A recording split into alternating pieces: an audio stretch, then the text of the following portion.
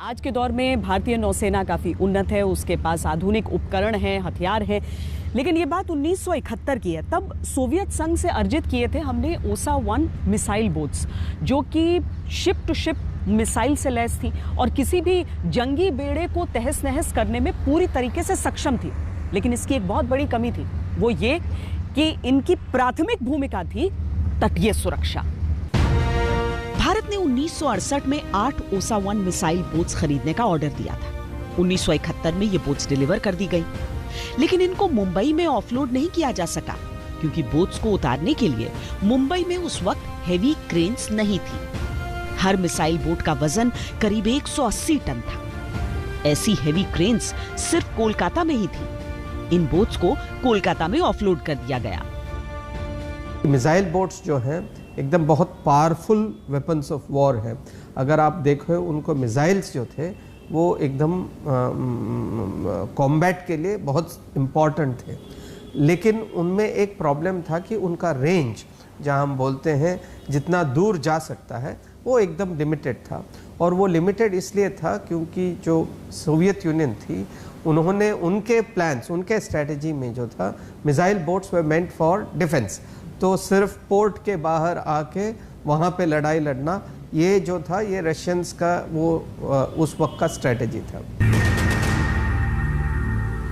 अब सवाल ये उठा कि इनको मुंबई कैसे लाया जाए। इसके लिए एक टोइंग गैजेट बनाया गया, जिसकी मदद से इन 8 मिसाइल बोट्स को नौसैनिक पोतों से टो करके यानी खींचकर कोलकाता से मुंबई ले जाया गया। नावों को चलाया नहीं गया ताकि उनके इंजन आज को बर्बाद न किया जाए। जब उनको लाया गया तो रास्ते में पता लगा कि बम्बई में जो डॉक में क्रेन है वो इतनी कैपेसिटी की नहीं है। तो उन्होंने कहा कहाँ पे है? तो उन्होंने कहा वो कलकत्ता बंदरगाह में बड़ी बड़ी क्रेन्स हैं 100-100 टन की, जो उसको मर्चेंट नेवी के डेक पे से उठा करके पानी में रख सकती हैं। जो मर्चेंट शिप थे सारे, उनको कलकत्ता ले जाया गया और उधर से पानी में उतारा गया ये ओसा क्लास मिसाइल बोट को। अब भारत के 7000 किलोमीटर लॉन्ग कोस्ट लाइन में उनको तो बम्बई तो लाना ही था, क्योंकि हमें उनकी ज़रूरत थी बम्बई वगैरह में, क्योंकि पूर्वी साइड में उतना डेंजर नहीं था। ये एक कदम युद्ध के दौरान भारतीय नौसेना को एक करिश्माई आइडिया देने वाला था। जून से नवंबर 1971 तक इन मिसाइल बोट से कई अभ्यास किए गए। नौसेना के अधिकारी इन मिसाइल बोट्स की रेडार रेंज और उनका सटीक निशाना देखकर हैरान थे। ये तय किया गया कि अगर भारत पाकिस्तान युद्ध शुरू होता है तो इन मिसाइल बोट्स का इस्तेमाल कराची पर हमले के लिए किया जाएगा।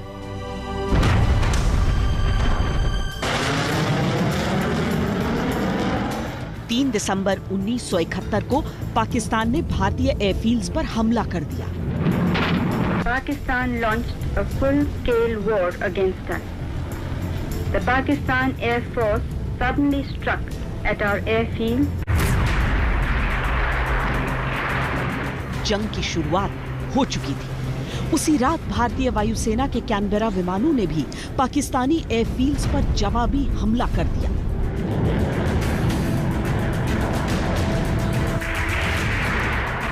जमीनी मोर्चों पर भी कई सेक्टर्स में लड़ाई छिड़ चुकी थी। लगातार रण की तैयारी में जुटी भारतीय नौसेना भी अब तत्पर थी।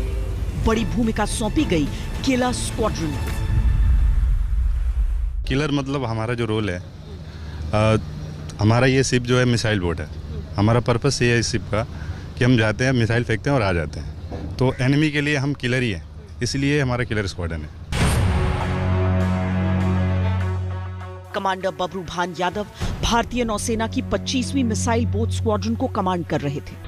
वो इसके लिए खास तौर पर सोवियत संघ से ट्रेनिंग भी लेकर आए थे।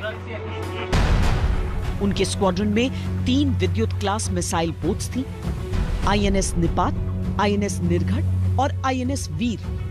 उनके साथ 2 एंटी सबमरीन कॉर्वेट्स थी, INS किल्टन और INS कछल और साथ ही एक टैंकर शिप थी पोशाक। ये missile boats short range Styx missile से लैस थी। इनकी रेंज 76 किलोमीटर थी। इन मिसाइल बोट्स की लंबाई करीब 127 फीट थी और इनकी रफ्तार लगभग 71 किलोमीटर प्रति घंटा। तत्कालीन नौसेना अध्यक्ष एडमिरल SM नंदा और वेस्टर्न कमांड के अध्यक्ष वाइस एडमिरल NL कोहली ने कराची पर हमले की जिम्मेदारी कमांडर यादव को सौंपी।